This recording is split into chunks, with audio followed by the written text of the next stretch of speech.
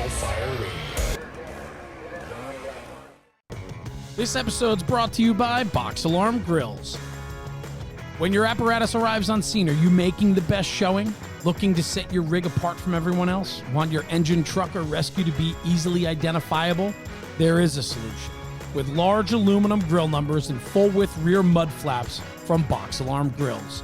Formed by Danny and a team of fellow firefighters, Box Alarm Grills gets it. They know what it means to show pride in your ride, delivering the quality construction and design that fire departments demand. That's why their grill numbers and mud flaps grab attention, enhance visibility, and make your fleet recognizable on scene while responding or just driving around town. Built in the USA by a family-owned business, Box Alarm Grills is quickly becoming the choice of fire companies, apparatus planners, and fire truck manufacturers with out-of-the-box or custom solutions. Check out functional, durable grill numbers and mud flaps from Box Alarm Grills today at boxalarmgrills.com and on Facebook and Instagram. And like Danny and his crew like to say, add pride to your ride. This episode's brought to you by Taylor's Tins. Taylor and his crew at Taylor's Tins have been manufacturing aluminum helmet fronts since 2017. With over 200,000 tins in the market, they are a leader in the helmet front space. Custom design, one-offs to department orders, they can turn them around within 24 to 48 hours. Customer service is what they pride themselves on, and they provide nothing but top-shelf product and service to their customers. Check them out at taylorstins.com and check out their full line of product offering. They've always been a very strong supporter since day one with the National Fire Radio podcast and platform, and Taylor and his crew have become dear friends of ours, and we appreciate the support. And at checkout, for a little extra bonus, use coupon code NFR Sent Me. That's NFR Sent Me for a discount on your order. Exclusions do apply. Anyway, check out taylorstins.com for the latest and greatest offerings from Taylor and his crew. And in the words of Taylor, stop burning up leather. What is up, everybody? Welcome to episode 21 here of the Size Up. And I'm going to start this with a quick apology that my voice is a little hoarse sounding today. And no, I didn't smoke 20 packs of cigarettes this week. New Jersey is currently blanketed by the Canadian wildfire smoke.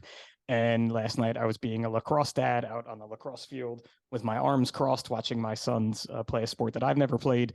Like I know more about it, and my voice is like crazy hoarse today. So just a quick apology there. Not going to get too crazy because I got to bring my guest on because this lady is super busy. I just watched her shut down like 15 different windows of work. She is the owner of an amazing apparel company, which we are going to spend a long time talking about today, and fashion, which is one of my favorite topics. She's also a mom. An avid golfer, from what I can tell from her social media. She happens to be married to a firefighter, which is, of course, pretty cool. And she is one of the most loyal Cubs fans I think I know out there in the world. Mallory from Born Primitive, welcome to the Size Up. How are you today? I'm good. Thanks for having me. Oh, I forgot to. I wanted to use this Ted Lasso line. Nora used it to describe Rebecca, but she's a boss-ass bitch, too. Because if you follow Mallory, on social media, she is working like no other. So again, thanks for coming on, and I'm excited for this conversation. How about you? Yeah. I really appreciate you having me. And obviously we've known each other for, many years. You've been wearing the brand for a long time. So I'm excited to delve into it with you. It's so crazy too, because before I wanted you to come on the podcast before I even relaunched it, because we have such an interesting story, and you have such an interesting story with Born Primitive.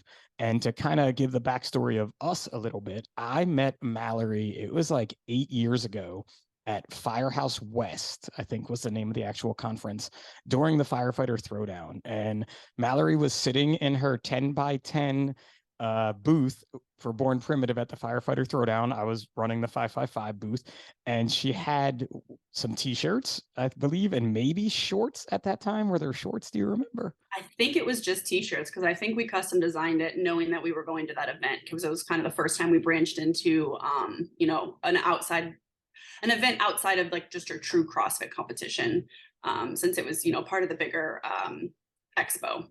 Yeah, yeah, it was definitely the Firefighter Throwdown was an amazing event. It was a CrossFit style event. We'll use the word style for firefighters at the time. That was at Firehouse West, and it was attached to the expo, but we weren't in the main expo hall for that event. So you had to walk through a large door to get to where we were. But it was amazing to watch so many first responders out there competing in a fitness style event that went on for a few years after that. And it was really that good event where you got to meet cool people. I got to meet Mallory. But what made you decide to get into this apparel world, before we get into the whole first responder end of it? Yeah.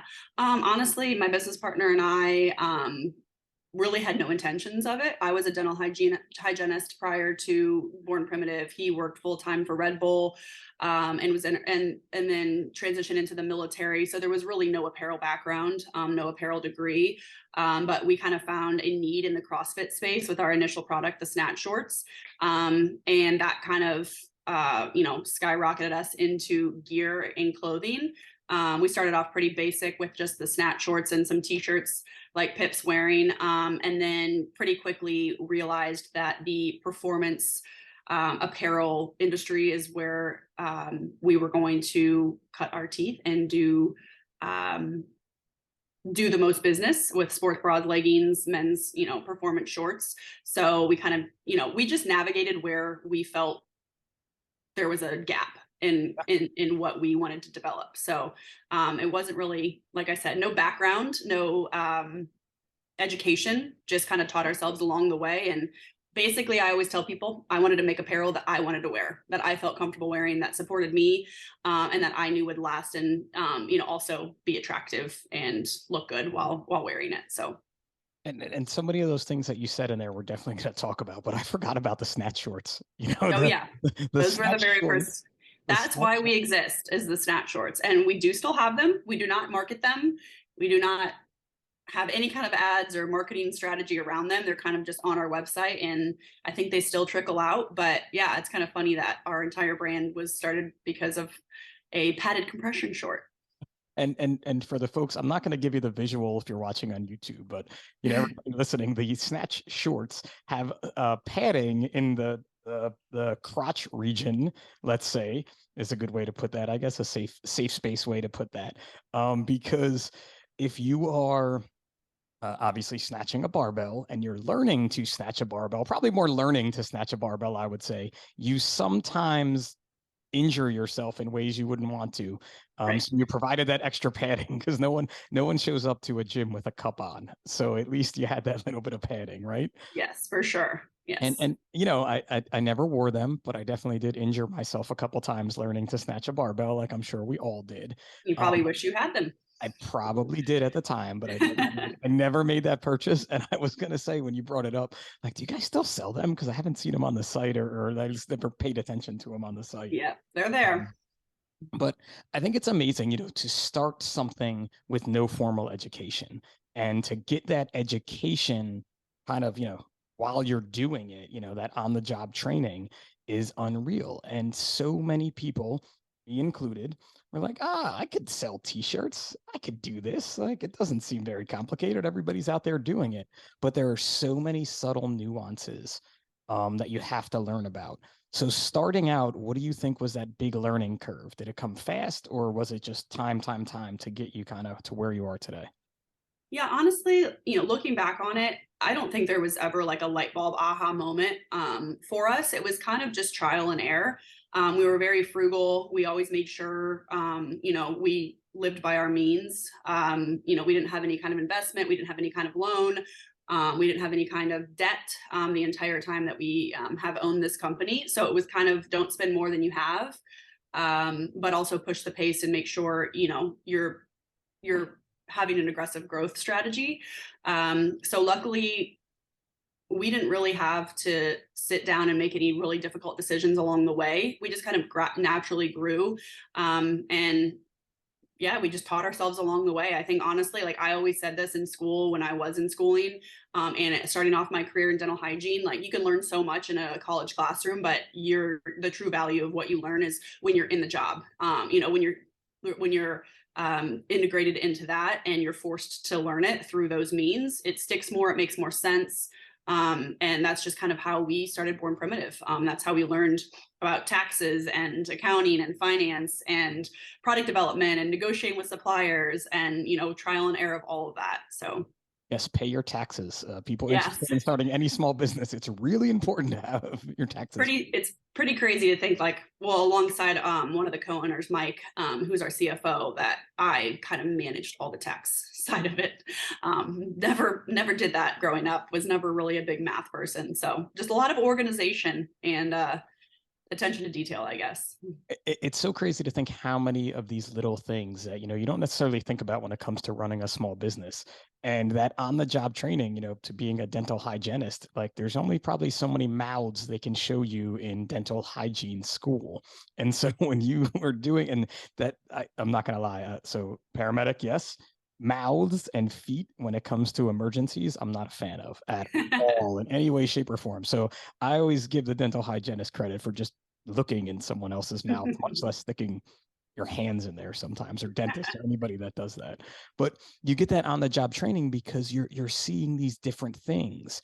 And when it comes to, especially in the apparel game, there are trends. And like you said, you don't want to live beyond your means. So say we can go back to snatch shorts. I'm thinking in the beginning, it was probably really small orders of snatch shorts to see who was buying them, right? Yes.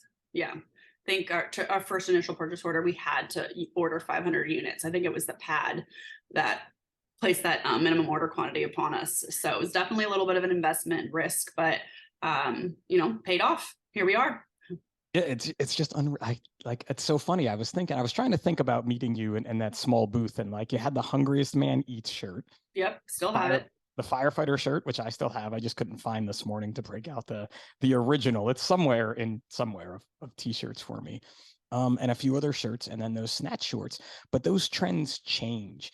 And that's kind of the fashion end of it that I think you have your pulse on as well, because your initial shorts that you put out were the longer board style ones, right? Because those were popular about 6-7 years ago for sure. Yeah. And then you transitioned into, I guess now they're called the training short, right? Yeah, we have the training short. We've got a versatile short with the built-in compression. Then we've got our little bit shorter, I guess, more risque 5-inch island shorts, which is that what they're called? More risque, the ones that I wear? Am I risque short wear? I guess it depends on how long your legs are. I don't know. My husband can never wear the 5-inch shorts because his legs are so long. It would look like boxer briefs on him.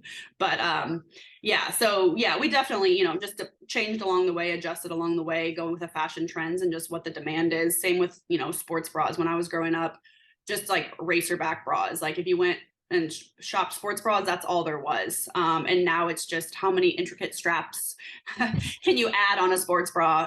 People wear them, especially with the CrossFit crowd, people working out without shirts on. That wasn't really a thing, I think, before CrossFit.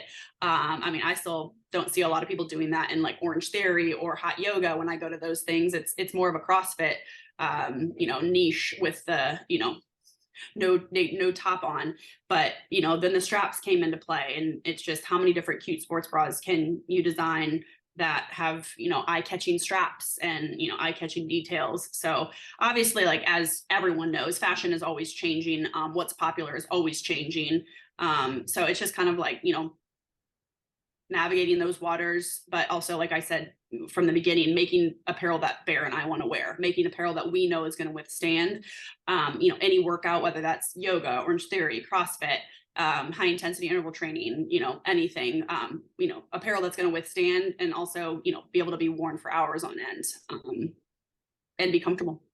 All right, I'm jumping back. You totally made a short joke, by the way, and people are going to pick up on that listen.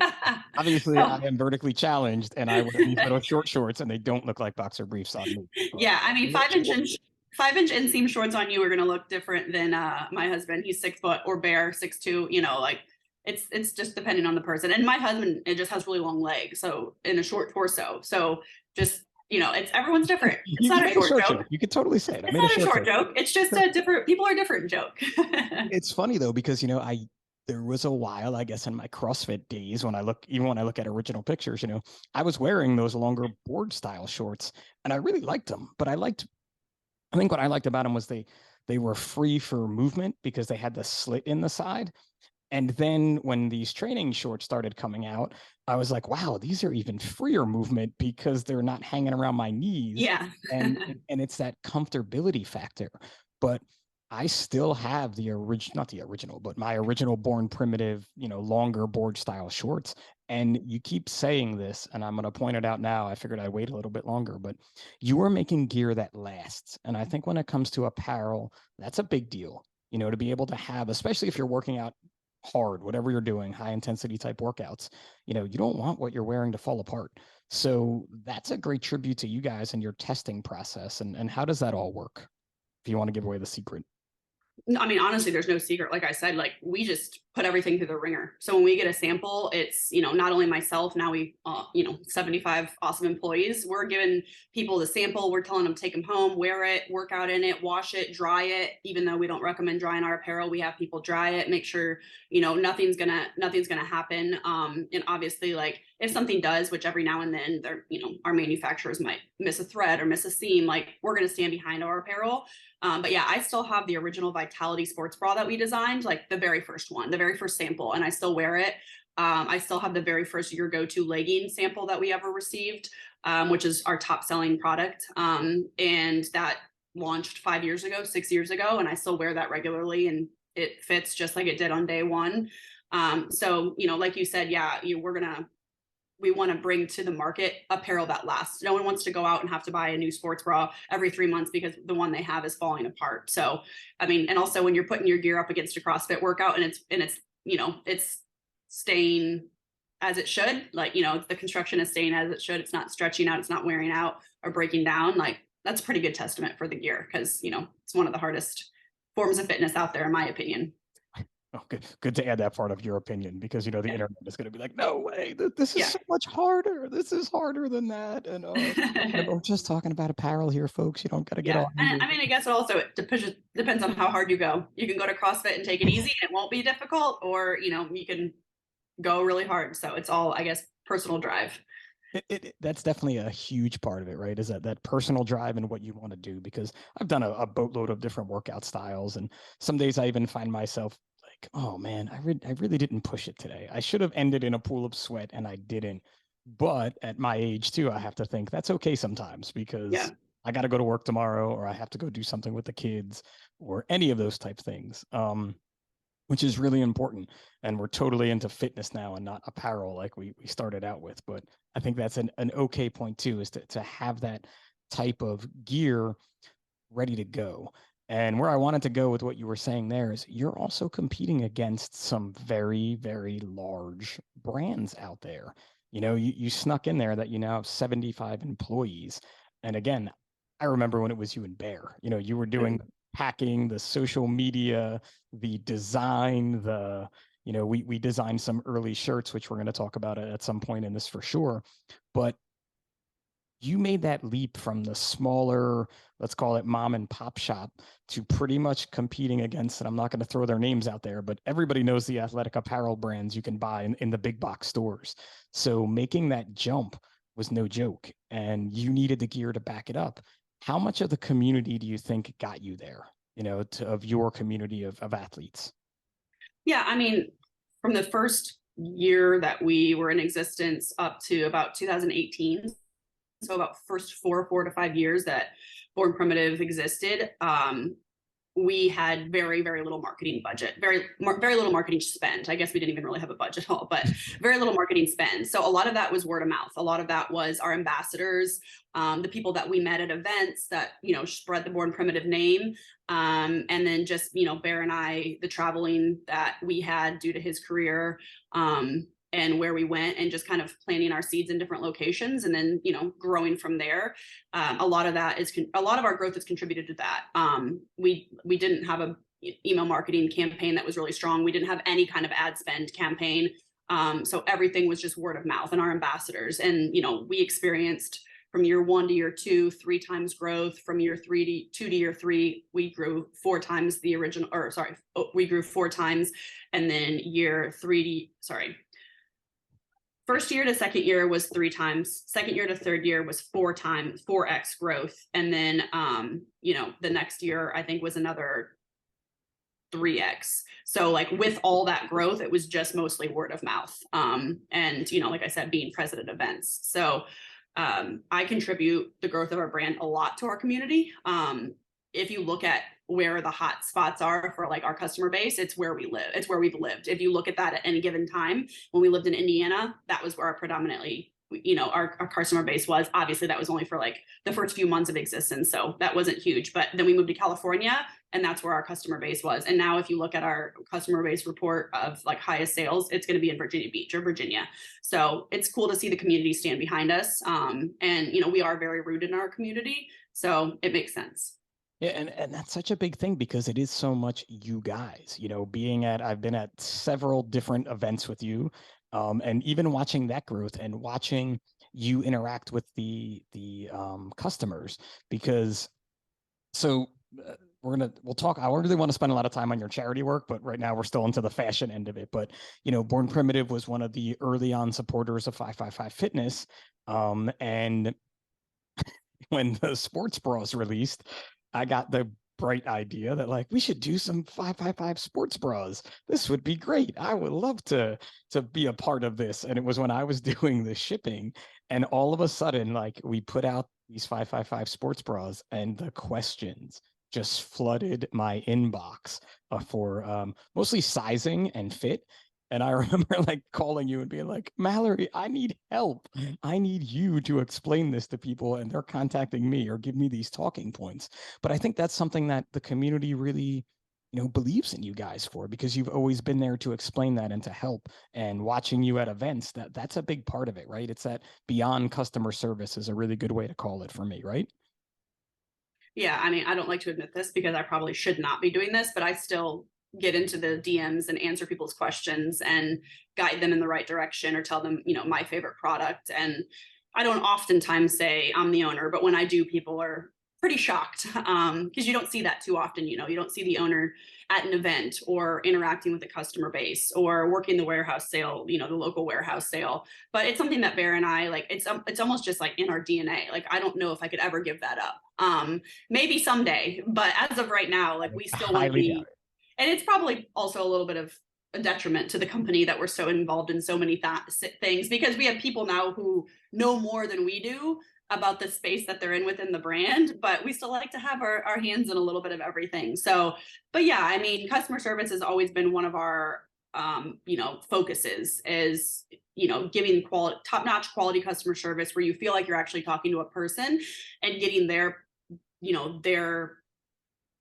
attention. And that doesn't happen these days. You call and it takes you 20 minutes just to get to be able to speak to someone when you're trying to get an answer about, something you purchased or, whatever it may be with any kind of customer service line. So, between DMs, the chat that we offer, having the girls readily available at the phone all day, and then just our customer service through the email, like we have a lot of different means and we want to take care of our customers. So plus it's definitely helped us with the growth. I think that is one thing that you can't say about a lot of brands is that they have amazing customer service. And I think our team's always rated like 4.9 and above on the feedback that customers are giving. So out of 5, not out of 10. And it's not just your friends either. It's not just your no, not anymore. Not anymore. Maybe in the beginning it was a lot of friends and family throwing those out there. But it's so cool, and it's so cool that you want to jump into it still because you love it, right? This is your passion. What started as a bit of a passion project, I guess. Like, let's get into this, let's do this, turned into your life. And there's nothing wrong with going back to doing that. And I think it probably excites people to be like, oh my God, this is the owner that I'm talking to of this company that, they've followed for so long and seen grow. Also, Firehouse tip, trick, and hack, like Jeremy says, if you're stuck in the customer service loop, always press Spanish.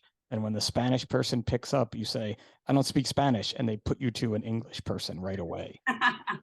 Oh, never tried that. It's things you learn in the Firehouse. I learned that in the Firehouse from someone and was like, this is amazing. Like, service loop around. I told Tracy about it, and she actually tried it and was like, you guys, all that time on your hands, and this is how you solve the world's problems for us. But that customer service end is so huge. And I feel like too, in the apparel industry, you don't see that. It's just, we sold you this piece of apparel, send it back. If you want it, we don't care why. And you often get good response from your community about this works, especially in the sports bra world. From what I remember, it was like, I need, I don't, the things I don't want to go back to those days, but like the questions that came back to me were so in depth that people care about what they wear and people care about their fashion and they need it to function. So on that end, when you get these messages, how much of that are you taking into making the next piece of gear? I mean, you mean as far as customer feedback Customer or? feedback. Yeah, that's the word I was looking for. Yeah, I mean, we have our quality control team is top notch. They meet pretty much every week to go over any issues that the customer service team and the returns department is getting on repeat. And then we take those and we look to solve. So whether that's a logo peeling or a hole forming in a pocket consistently, or, hey, we just don't like the fit of this product. Like we always take that into account, and that helps us determine, one, if we're going to revamp a product, redevelop it. Two, if we just need to reach out to our supplier and tell them, hey, reinforce this or that. Or three, if we look to discontinue a product due to it just not being received well overall. Luckily, number three doesn't have to have to happen too much. But we take all of that very seriously. Our customer feedback, they scrounge through all reviews, emails. They have a document that keeps track of all of that. So if we start seeing a trend, we can look to correct it. And same things goes for really popular products. Like if we see over and over again, this is getting top star rating, this is selling out really quickly, we'll look to push into that and bring more colorways to the customer. So, I mean, even from the beginning, I've always taken what people ask for into consideration. I mean, our rest day joggers, one of our brand ambassadors literally was like, you should take your athleisure material. At that time, we only had like t-shirts and tank tops. You should make a jogger. And we did, and now it's one of our best-selling products. Still have them, yeah. still wear them. Yeah, and that was just from an idea. Like, we want to make what people want to wear. So a lot of the stuff that we make is because people are like, hey, have you considered this? Or, just, hey, this looks great, but this would be better. So, we don't always take their opinions because we get a lot of them, but there has been some product developed because of that, or changes made to product. My logo did peel off my rest day joggers, but self-admittedly, I dry them every time, and Yeah. they're probably the original. So what's that, 6 or 7 years old at this point? So. Yeah, it does happen, but we are looking to change that and even improve that. We've switched from heat press to silk screen. We've switched from silk screen to rubber. So we're always looking to improve the product and bring the quality there. But yeah, and these are 6-year-old sweatpants, joggers that I wear. I'm not going to tell you how many times I probably wear them in a row before I even wash them, type thing. But like, you get these things and they're going to happen. I've also bought shirts that I washed once and I could give to Declan, who's 10 years old now, because they shrunk so much in the wash, or they just automatically turn into a firehouse rag. Yeah. Because you just bought it online because it looked cool, or it had I just bought I am a super Ted Lasso fan. So I just bought the Trent Krim Dolly Parton shirt from just any old place online, just so I could get that exact shirt. And I'm probably going to get like 5 wears out of it, but it's okay. I'm not happy with those 5 wears and move on, as opposed to, I guess this is the latest thin red line shirt that I'm wearing. I could be wrong. Yeah, it's one of the, I think it came out around the same time as our new Honor the Fallen, but one of the more recent So ones. probably like 2 years, maybe 3. Still about 3 years old, I think. Yeah, and loads of wears, loads of workouts, and everything stays the same, And again, that's a testament to you doing the testing, right? We're going to wear test this first. We're going to make sure this screen works. And also to taking care of it. That's a whole different end of it. But there's so many things that could go wrong. And I know you guys have definitely had some of those hiccups, because we had them in products we did together where this is coming on Tuesday and then it comes 2 months later. So when you look to get around those obstacles, what's one of the biggest pieces of advice you can give to someone kind of who's starting out or in a business saying like, oh man, this is bad. What do we do? I would say always just put the customer first. There's been times where we've had to swallow our pride and send out an email to 300, 400, 500 customers admitting that a product was defective and offering to replace it. And honestly, like every time we've done that, we have gotten nothing but praise on, oh my gosh, I can't believe you guys took the time to do this. I can't believe that you're admitting this. Luckily it's only been a handful of times, but with our snatch shorts, when we were less than a year old, we had an issue where as soon as they were put in the washer, the glue holding the pad together disintegrated. And we had to replace hundreds of pairs. And that was the first year that we were in existence. Like that could have crumpled us, that could have, ended our company, ended what we built. But instead we were like, hey, we're going to work with a supplier. We're going to replace all of these, fix the glue issue, and email every single person and ship them a new pair.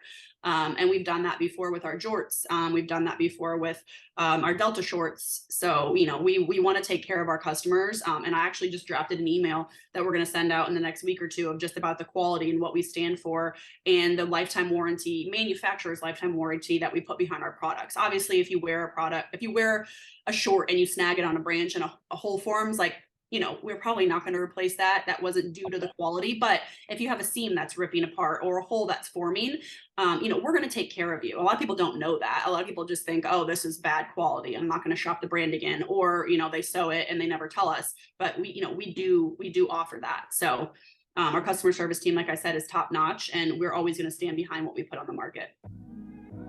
Did you know Modus makes mini spanners, aka Pip-sized ones? The Modus mini spanners are ultra lightweight, only 2.5 ounces each, and fit easily in your bunker gear pockets. So basically, a great product to carry with you at all times. The double tip design allows you to use the mini spanner multiple ways, pushing or pulling. So head over to modusfirerescue.com and tell them the Size Up sent you by using code THESIZEUP, one word, to save 5% off your order. Which again is amazing, and you threw out some words in there. So now we're going to talk about this in the fashion end as we go through this. But athleisure and jorts, because you went from, hey, let's make out some apparel that people could work out in, to some apparel that people could work out in or go out in, to these jorts that you kind of brought back from the 80s that I have. I think I have 4 pairs, maybe 5, self-admittedly, and I get complimented on. It's hard to tell when you wear a pair of stretchy jorts, if it's a compliment or it's like a what in the world are you wearing? They probably secretly are very jealous. I think they are, because my legs do look good in the jorts. But let's jorts. What are they? Let's give the listeners a little bit of a preview here. I'm not wearing mine today, so I can't stand up. The jorts. Actually, the jorts are a funny story. So Bear, my business partner, was adamant about creating this product. And I told him, you will not order more than 100 of these. You will not order more. And at the time we were probably ordering, 250 to 500 units of a product. So it was like the bare minimum. You will not order more than 100. And unfortunately, we sold out in 30 minutes. Unfortunately for me, because I was wrong and I don't like being wrong.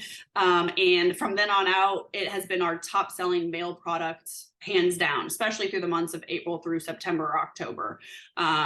So always ripping in ads, top selling product every day on the report, unless we, do a launch or a feature email. And the fabric is it feels like denim, but it's soft and stretchy. So there's a lot of denim out there, like the jeggings and stuff that doesn't even feel like denim. These feel like denim, but they are insanely stretchy, super soft. We took it from the men's to the women's, made a short. It's one of our best selling products on the women's side. Took that, made jeans for men and women. Both of them do insanely well. Can't keep them in stock. And, once again, I made jeans that I felt comfortable in as a mom postpartum, that, high-waisted and stretched, and I didn't have to fight to get them on and off, and I could wear them and sit down and not feel like I'm suffocating. And they've done insanely well. So the jorts are, like I said, not something that I wanted to create in the beginning, but Bear proved me wrong.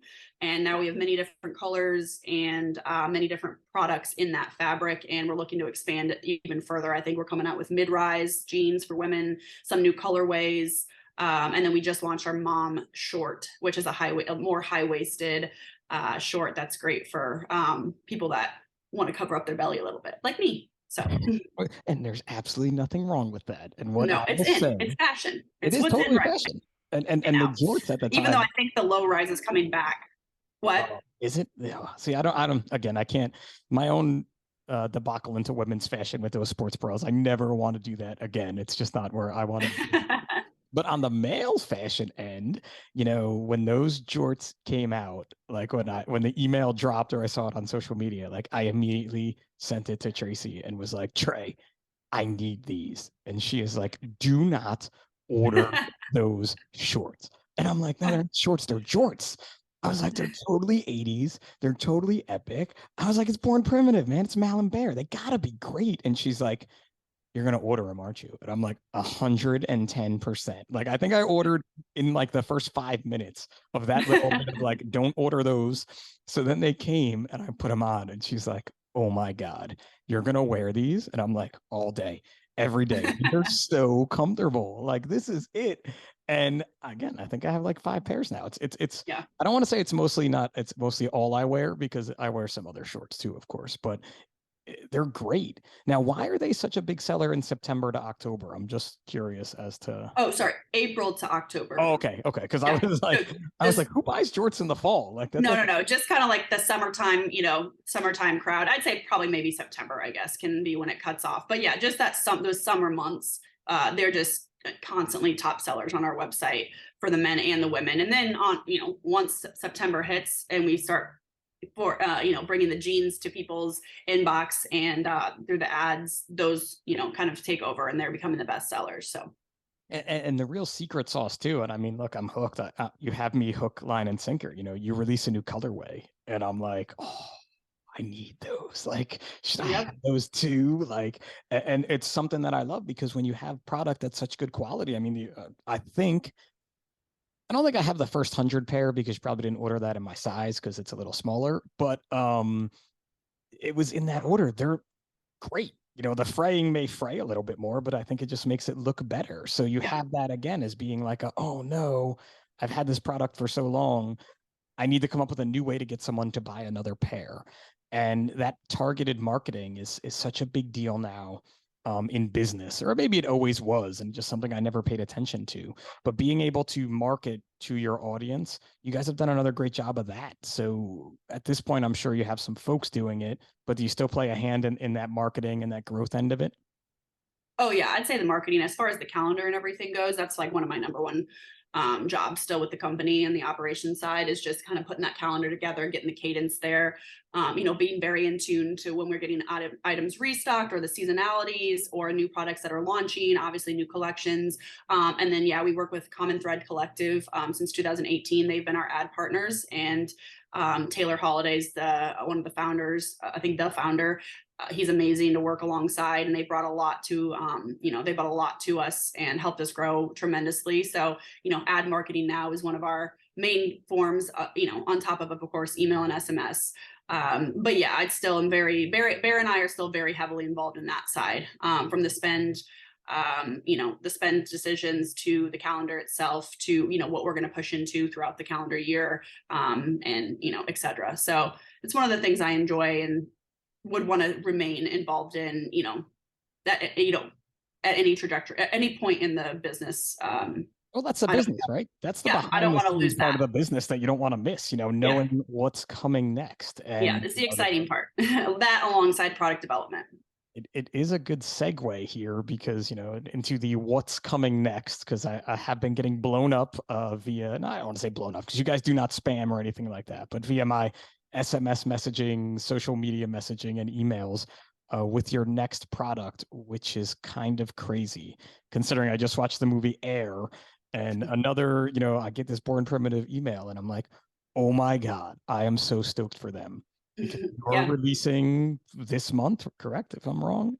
Yeah, so we did a 4-day pre-sale, and that was from the June 1st to June 4th, and then the product's going to start shipping in August. So our official launch, where we're going to have them in stock and be able to ship them out immediately, is going to be in August, probably just after the games. But the Born Primitive Savage 1 training shoe is officially I guess on its way, finishing up production, going to be shipped to us very soon. But we gave people the ability to pre-order their pair, and even with a 3-month lead time of like order date to receiving date, we still had a very, very good turnout, a lot of interest in the shoe.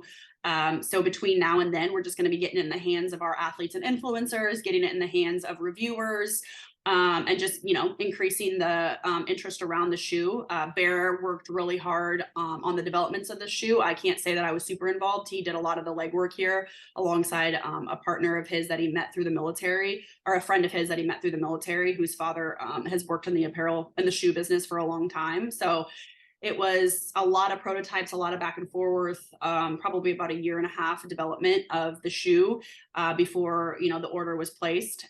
So we've got some new colorways in the works already. We've got a high top version in the works. We've got a more like, canvas, I guess, version. So I don't want to say like Chuck Taylor, but that style of just like an everyday wear in the works.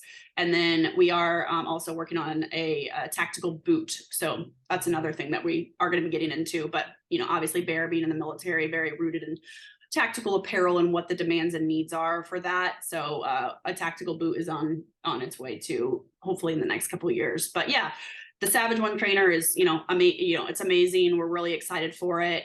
We think that we kind of hit all demands or asks of a training shoe with the features that we included in this. So we hope it's received really well. And we called it Savage 1 so we can iterate off of it, Savage 2, Savage 3. But in my opinion, it's like, if you nail it the first time, you don't get fancy with it, just keep it. So, obviously we have the ability to do that, but I think the Savage 1's going to be out for a little bit because it's awesome. We're getting really good feedback so far.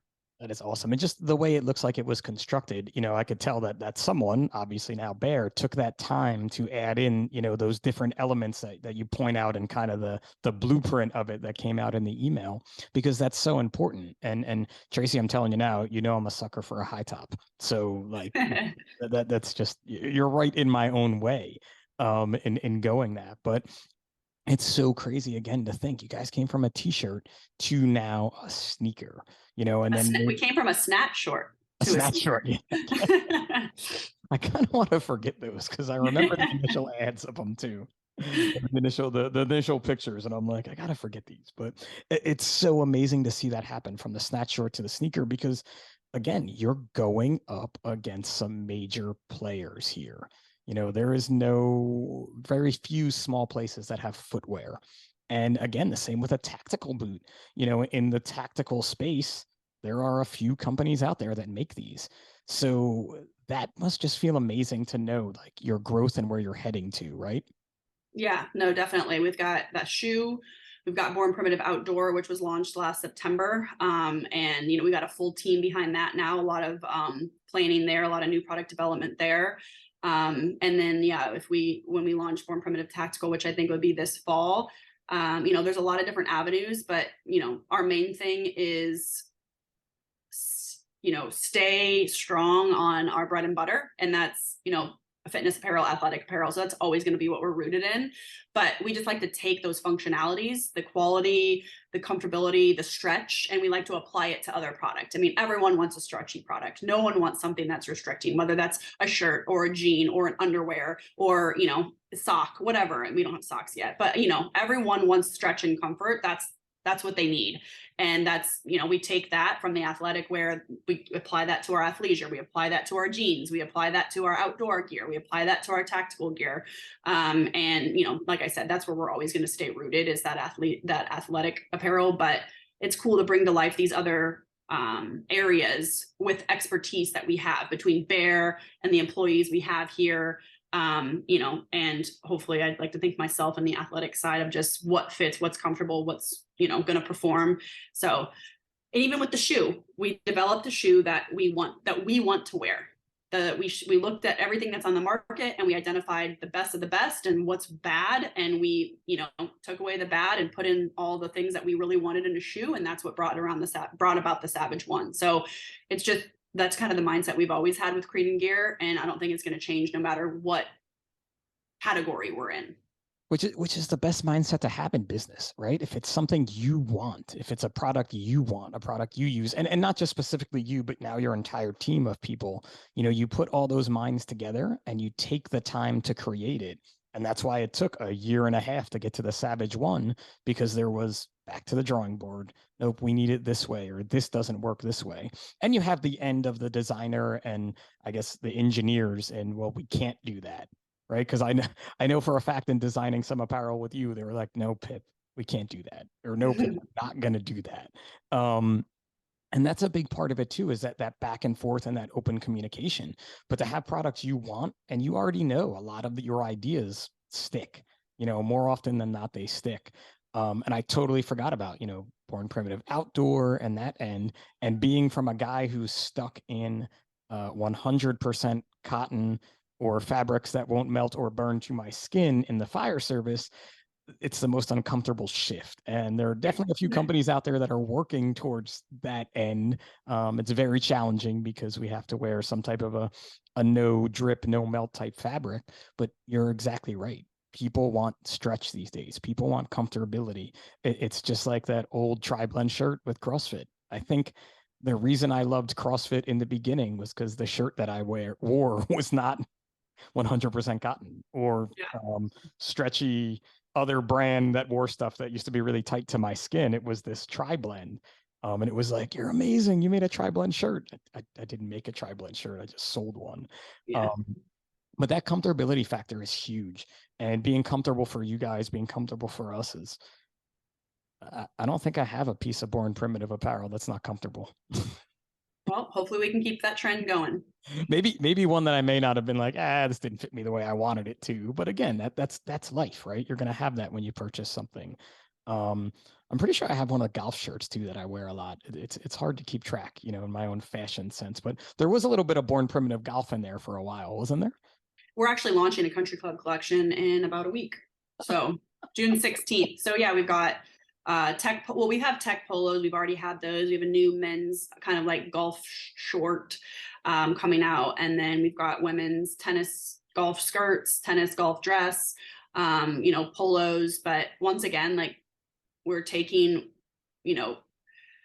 what we want in that apparel and bringing it to life. So I golf, like you mentioned. I wouldn't say I'm an avid golfer. I'm not very good, but I enjoy it. I play pickleball with my husband and everything. And when I go to the golf course, I hate the options that I have to wear there because I just think that they're so unattractive and just it's terrible. Like the first time I had to go out shopping for a golf outfit, it was the first time I golfed. My husband and I were going down to Florida to visit his grandpa who lived on a golf course and was an avid golfer. And my husband's like, we're going to take you to this shop and get you a golf outfit. And I was like, oh, so excited. Like I love shopping. And I get there and it's just like ugly skirts that are, weird length and polos that are just like bulky and don't make you look good. So I designed alongside a couple people here, a new golf polo for men and women. And Frankie designed the men's. I helped with the women. And then the golf skirt, it was, not only a skirt that's got a built-in short, but the material's quick drying, it's stretchy, it flows. And then we added some really cool pocket features for tennis balls, phone and golf tees, all of them just on one side. So you got dual sides for that. So tactical. That's kind of tactical. Lots of pockets. Yeah. I mean, I went golfing. I had my cell phone in one pocket. I had a mini water bottle in another pocket. I had golf balls up in the the ball pocket, and I had tees in the tee pocket. I mean, it was literally everything I could want inside my skirt, and it still looked cute. It wasn't bulky. It didn't look like I was wearing, tactical pocket pants full of stuff because that's how the skirt is shaped. It covers it. So yeah. So the tech polo, which might be the one that you had, is just super like lightweight. It's got vented armpits, got a sunglass loop here. It's just, so once again, it's just, we're taking what people want to wear and we're bringing it to life. I feel like I want to just keep throwing things out to you to be like, are you making mud wrestling clothes next? Are you making tractor driving outfits next? Like I want to, everything that I bring up, you're like, oh, well, we're launching a collection for that in 2 weeks next week. Or we have this. So like, like wakeboarding, got it coming. Like swim, there is Born Primitive swim. I know that. Yep. And I'd say the next thing that people get a lot of that I think would be cool would be like scrubs, because I used to be a dental hygienist and there was one brand of scrubs that I could wear as a CrossFitter that was flexible and I could sit down and it didn't, but I don't know if that brand still exists. And we have a ton of demand for scrubs. There's a lot of first responder, nurse, medical professionals that are in our customer base, and we get a lot of questions for scrubs. So maybe if we slow down a little bit on the new product development and we need to get into a new niche, we can look into some scrubs. But I may know someone who can help you in the scrub design, as she tends to wear them occasionally. Yeah. in her life there. But it's just like we keep talking about these things that you guys are coming out with and what you're doing, and I still haven't brought up my personal favorite part of Born Primitive is your not-for-profit side, your give back. Because you have given, it's far over $1 million back to different communities by this point, right?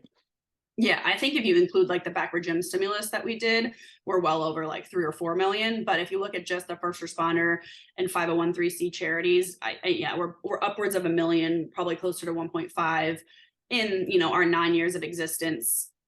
Keeping in mind that the first 4 or 5 years, we were still very, very small. But we've donated since day one, and that's something that we're going to continue to do. And every year our goal is to donate more and more.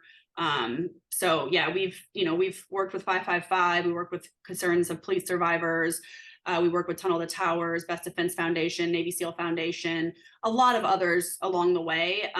But we now kind of are honing in and focusing on 4 main charities, because we want to make sure when we're doing this, we're giving them, attention to them. We're bringing their cause to life. So if we spread ourselves too thin and we get involved in too many charitable companies, it gets a little bit harder to do that. But, our goal every year, like I said, is to donate more, to give back more, to support these great causes. We'd like to think along the way that we've done that. And we just hope to continue to grow that side, those donations. Bear, you'll probably hear this a million times if you watch our brand videos or if you go to our website, but ever since we started, Bear and I's goal was to stand for something and not just be an apparel company. Obviously, bringing you high quality apparel is a top priority of ours, but we also want to stand for something and have a reason for the brand. And that, our reason is patriotism, giving back to those, who serve our country, and, just being proud of the USA.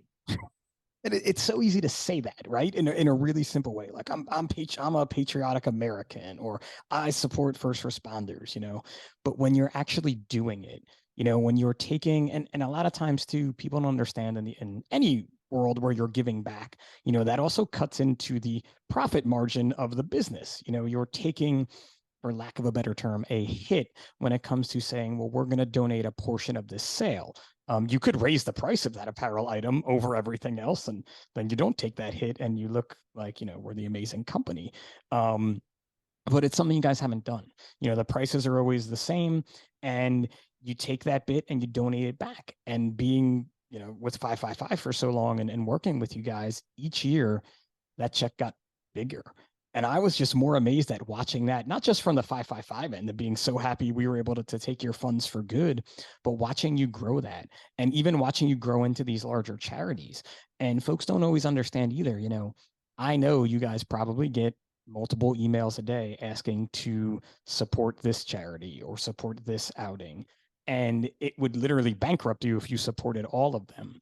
So I think it's important as a brand for you, and you said it, to hone in on a few charities that you continue to work with and do good with, because there's so much synergy between you guys and the folks you work with. And that, again, is a testament to you and Bear and how you run the company. Like, that's being patriotic. That's supporting the USA, or being good Americans, more than saying that you are. Yeah, for sure. I mean, that's what it's definitely come down to, because like you said, we do get a lot of requests. We have had a lot of charity partners throughout the years. I would say every single day in our DMs, we're getting some kind of sponsorship request, whether that's for a charity or a raffle for a charity or an event, just a CrossFit event. We get a lot of those, and we try to at least do some, $20 gift cards, $21 gift vouchers to as many as we can, or raffle, a gift card for raffle for the family or for, whatever the charity is. We always try to do that and support in that way. But yeah, as far as the monetary donations, we have really honed in on Navy SEAL Foundation, Concerns of Police Survivors, Tunnel to Towers, and Best Defense Foundation. And all of those companies really directly tie to what we stand for and what we believe in, giving back to military families, helping provide mortgages for firefighters, police officers, military who, lost their family or their husband. The Best Defense Foundation takes veterans back to the battlefields that they fought on. So just a lot of, very woven into what we stand for, charities that we are, honored to work alongside. And two, it's one of those things that, and people have said this to me, like, well, aren't you mad that they're not donating to 555 anymore? And I was like, how could I be mad at them? They helped us for so long and they donated us for so long. And it wasn't like they were like, nope, we are no longer donating money to not-for-profits. We're done with all of this. I was like, they moved on to a different not-for-profit that does amazing things. And that to me is, again, that core of what you do that's so right. It's so big, and it's that expansion. So many people, I can tell you this as being someone who runs a not-for-profit. I don't think you can quantify how many people you've helped through your donations, because it's been so vast and so long. And that, again, is a reason to say, like, this is why I support Born Primitive, why my drawer is filled with jorts, and because Tracy hates them. But that's such a big thing, and not saying, money directly from the jorts goes to that, because you have some collections that go to that too. But it's one of those things that's the true essence of that. And I don't know if I remember this, but I feel like I've heard Bear say, like, unapologetically American. Yep. That's really it. It's not words, it's actions, and it's actions that help others. And that's what you guys started out to do so long ago. And it's just so amazing to have played a very small part of that journey and see it continue. And I really can't wait to see where you go next. But I think we've covered everywhere you're going next, right? Unless there's some kind of huge new charity you want to announce now too. No charities, but we've got some pretty cool partnerships coming up. Oh boy. I don't know if I can That's okay. say it, You don't have to blast that out. I don't want to get you in trouble. I know how yeah, to wink. I don't know if it's officially inked or not, but Yeah. we'll just say it is in the first responder space. Oh boy, that's firefighter.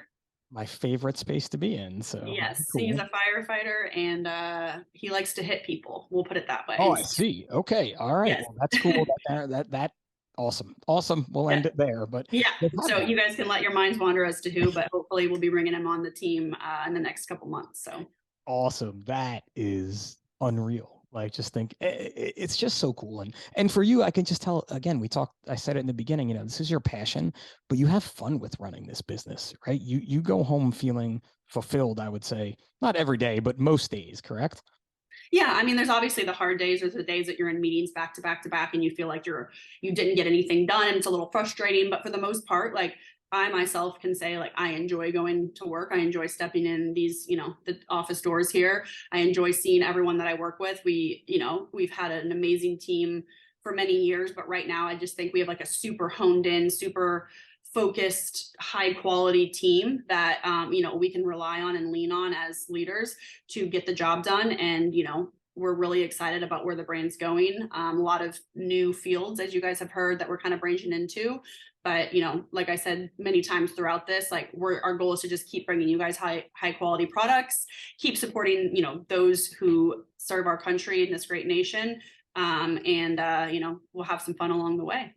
Oh, it's definitely been fun along the way. And this has been a seriously fun interview where I did not think we would even be, talking about some of the things we talked about, because I didn't know they were coming. So I want to thank you for exciting me about high top sneakers coming soon, because, and well, I don't know if I can say soon, but they're in the works. Eventually down the road. Well, that could be better. Then I could just tell Tracy, like, it's a long way away. I'll work some overtime shifts before then for sure, and that money will go directly towards those. Is there anything else, though, really quickly, that you think we didn't mention that you'd like to? Not that I can think of off the top of my head. No, I mean, just stay tuned. We've got a lot of big things in the works, and like I mentioned, if you guys ever have any questions about the product or the quality or the fit, we have an amazing team here, so we're always here to answer questions, bring new people into the Born Primitive family. Oh, and there is that too, like your hiring process and such. I know people that work for you, like people I've met along my journey are like, oh, I'm leaving my job and going to work for Born Primitive. It's like, wait, you're doing what? Come again? Let's talk about this real quick. You sure? But it's so amazing to see you do that, and continue to do that with people. And we never even got to talk about the Cubs, whose season is not going very well. Yeah, that's all right. It's still, my daughter and I still watch the games, and when there's a home run hit, she's won, she'll cheer, because she just loves, like, she hears clapping and she's like, oh, and she claps and cheers for it. So yeah, the Cubs are, we're used to being disappointed by the Cubs, but all right. My quick Cubs story is I went out to see the Mets play the Cubs, and my buddy and I, this was pre-kids when I could do things like that, like guy trips and things. And the first, we went to a night game and a day game. The first night we were in the bleachers with our Mets gear on, and all the Cubs fans are like, "You're gonna sit out here with us?" And we're like, "Of course we are. What do we? You're the Cubs. What do we care? We're the Mets. You're the Cubs." I'm like, "We go to Philly and get into fist fights at games." It was the best experience I've ever had at a baseball game. Was being in those Yeah. bleachers that night. It was so much Yeah. fun. They're a lot of fun. They're fun. My husband has not been to Wrigley, and it's been on our bucket list to go together. Just, born primitive, his career, his job, baby now. It's a little bit harder to get up there, but our goal is to get to Chicago pretty soon and sit in the bleachers and experience a game there. I have, of course, but it'll be cool for him to do that as well. It is definitely experience. I highly recommend to getting out there and doing it. So as we're getting close to wrapping up, I'm going to try something new here that we're going to call the Size Up 10, where it's basically 10 questions that kind of gives you a little bit of a personal size up, gives everybody listening a little bit of an idea about you personally. And we're going to try to knock it out in like 90 seconds or so. So they're going to be rapid fire questions with one, maybe a little more word answers, whatever you feel you need to take. And if you don't make it in the 90 seconds, I guess then either I've done wrong or, you like to talk a lot. So you ready for it? I'm up for a challenge. Oh, I do like that so much as I'm looking at the clock, because if I start at an odd time, I'll be all messed up. But here we go. The Size Up 10. Beach or mountains? Mountains. Mountains. Night out or night in? Depends on my mood, but I would say as a mom right now, night out sounds pretty good. Wait a few years. It'll be night in. Trust me. A good book or a good movie? A good book. Nice. Cross-country road trip. Who's your co-pilot going to be? Definitely my husband, with me driving mostly, because for some reason his driving terrifies me, even though he's a firefighter and drives a really big truck. He should be able to drive a car. I don't know. I prefer to drive. Shots fired. Do you make your bed every day? I've just got a new bed, so I've been trying to, but no, I have always been really bad at that, but I'm really good at cleaning everything else. $1 million or going back to 18 with a redo? $1 million. For sure. I never want to go back to high school or college. Highway or back roads? Back roads. Nice. Bucket list place to visit?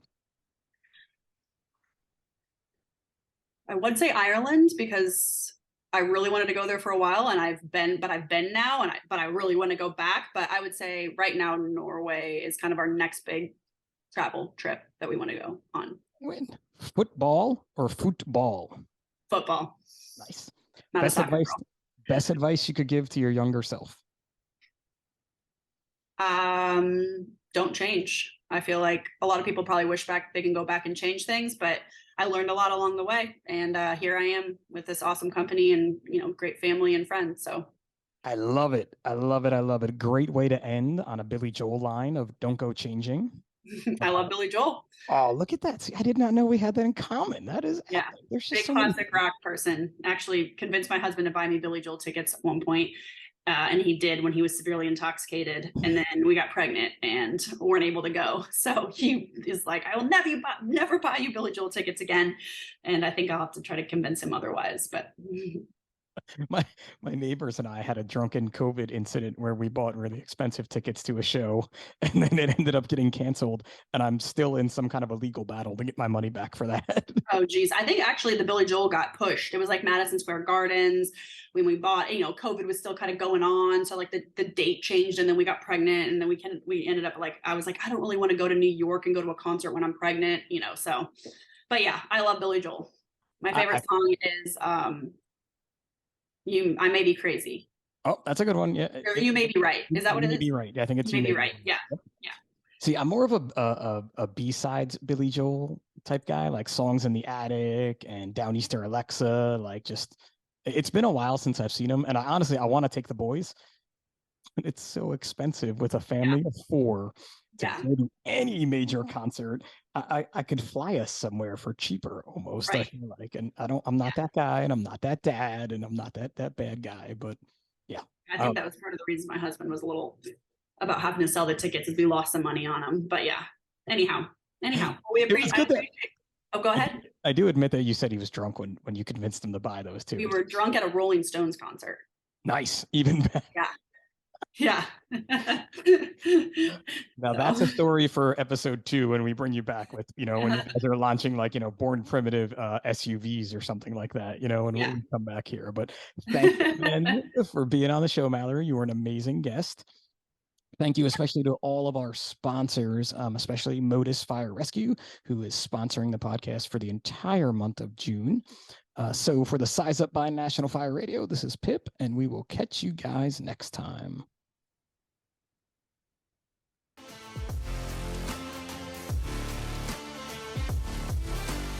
National Fire Radio.